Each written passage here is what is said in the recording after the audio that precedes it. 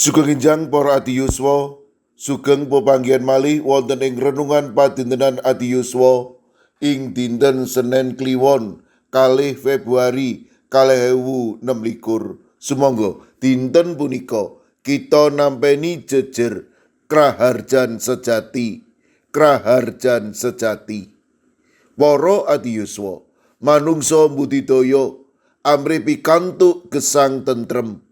Nanging kathah tiyang ingkang nganggep gesang tentrem punika gesang ingkang sarwa kacekapan, sugih, pandamelipun sukses, nggadhahi jabatan ingkang inggil, lan sedaya ingkang dipun pengini saged kasembadan. Wosipun tentrem rahayu punika saged karaosaken nalika wonten ing kahanan ingkang sae. Tiyang badhe ewet ngraosaken tentrem rahayu nalika piyambakipun wonten ing kahanan ingkang mrihatosaken lan kecingkrangan. Nalika Gusti Yesus mucal dhateng tiyang kathah ing redi bab tiyang ingkang rahayu, para tiyang ingkang mirengaken pangandikanipun Gusti Yesus punika sanes tiyang ingkang sugih, kacekapan lan kagungan derajat ingkang inggil. Ananging para tiyang ingkang sekeng, ingkang gesangipun sarwa winates, ingkang gesangipun prihatos, lan asring nampi panganiaya. Tamtu tiyang ingkang kados mekaten badhe ewet mangertosi piwucalipun Gusti Yesus punika. Nanging piwucalipun Gusti Yesus saestu benten kalian pemanggihipun donya. Gesang tentrem rahayu punika sanes awit saking kathahipun bondo donya lan derajat inggil ingkang dipun gadahi, nanging tentrem rahayu badhe dipun tampi dening tiyang ingkang pasrah dumateng Gusti. Matius gangsal ayat 12 ngendika, "Padha bungao lan sukorna, sebab gedhe ganjaranmu ana ing swarga." Tiyang ingkang rahayu inggih punika tiyang ingkang rumaosi bilih piyambakipun ringkih lan winates, mila gesangipun tansah sumindhi dumateng Gusti lan bangun turut dumateng kersanipun Gusti. Piyambakipun boten nengenaken dirinipun piyambak, awit kraharjan badhe dipun raosaken nalika gesangipun migunani kangge sesami. Para ati yuswa, kita para umatipun Gusti kedah kagungan tekad punapa kemawon ingkang kita lampahi ing donya punika sageta kita dados talanging berkah kangge sesami lan sedaya titahipun Gusti. Jagat peparingipun Gusti sumangga kita olah, kita rimati, kita jagi kanthi tanggal jawab supados sedaya ingkang gesang wonten ing jagat punika saged ngraosaken katentreman lan kraharjan. Kados punapa kemawon kahanan kita, sumangga kita tansah caos syukur dumateng Gusti, awit Gusti tansah nunggil lan berkahi gesang kita. Amin. Sumangga kita ndedonga. Matur nuwun Gusti, dinten punika paduka paring pepemut bilih gesang kawula punika gesang ingkang kebak katentreman, awit paduka tansah nganti tuwin berkahi kawula lumantar menapa kemawon. Mirunggan kala pasrahaken para ati yuswa dalasan anak putu kawula ing pundiya papan, monggo paduka ingkang reksa, paduka ugi ingkang tansah paring pitulung. Mirunggan kala pasrahaken baraya ageng ingkang tinilar dening swargi Pendeta Emeritus Saryoto.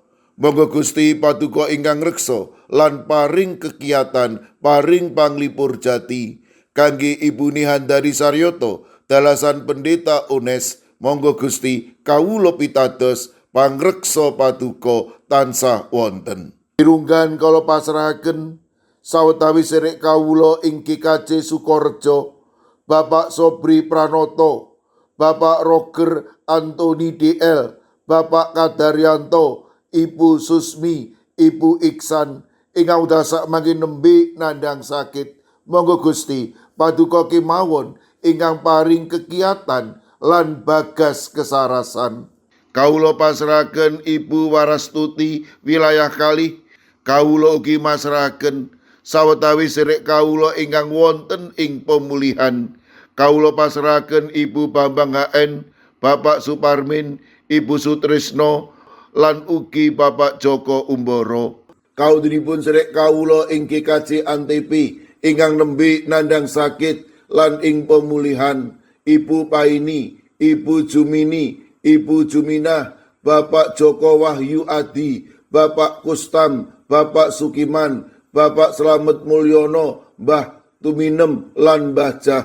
Sedherek kawula ing GKJ Telepok, kawula pasrahaken Ibu Wiryo Sumarto, Bapak Yutam, Bapak Karyadi, kawula pitados paduka ingkang badhe maringi bagas kesarasan. Sawetawis sedherek kawula ing GKJ Pugeran ingkang nembe nandhang sakit, Bapak Winarto, Bapak Minto Taruno, Bapak Bambang Sugiri, Bapak Rakino. Sawetawis sedherek kawula ing GKJ Klaten, Bapak Joko Suranto, Bapak Harsono, Ibu Tiwi Bambang Sutomo. Kawula pasrahaken sedherek kawula ing GITJ Trangkil, Bapak Ibu Karyo, Bapak Ibu Toyo, Ibu Nani Cahyono. Kawula pasrahaken Ibu Wahyuningsih Wakijan wonten ing GKJ Ngablak.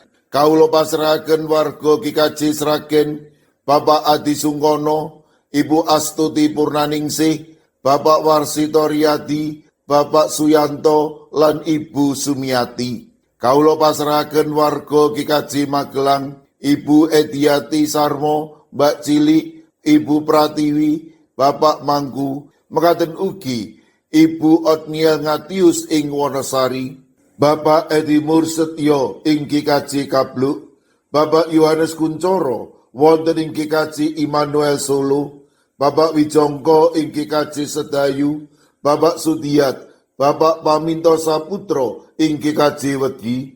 Kawula pasrahaken ing GKJ Krapyak sedherek Setianti, ing GKJ Mijen Ibu Purwaningsih Sunaryo, Ibu Elizabeth Indarwati, Bapak Bambang Setyo Margono, Bapak Moses Taji, Bapak Budiman Gultom, ing Banyumanik Bapak Daniel Agus Suwarso, Ibu Arung Puji, ing GKJ Pamung Utomo Kalinegoro, Bapak Martiono, Ibu Marsudi, Ibu Sri Widardi, sedherek Esti wonten ing Wonocatur. Kawula pasrahaken sedherek kawula wonten ing Semarang Barat, Ibu Lini Sutopo. Sedherek kawula wonten ing GKJ Ungaran, Bapak Hono Hadi Prasetyo, Bapak Resbiarto, Ibu Ratiningsih, Ibu Dewi Teguh, Ibu Kristini Sunaryo, Ibu Suhantini Hadiono, sedherek Dwi Putro, Ibu Sugito, Bapak Sembiring, Ibu Surisno, Ibu Munarti, lan Bapak Ibu Tugiman. Lan kawula pasrahaken ing GKJ Tuban, Bapak Yohanes Mudadi, ing GKJ Wonosobo, Bapak Lazarus Samijan, Ibu Endang Sarjono, Bapak Yusuf Sunaryo. Kawula pasrahaken Ibu Lasiem ing Gundang Winangun, Eyang Sarwito ing GKJ Ngalian.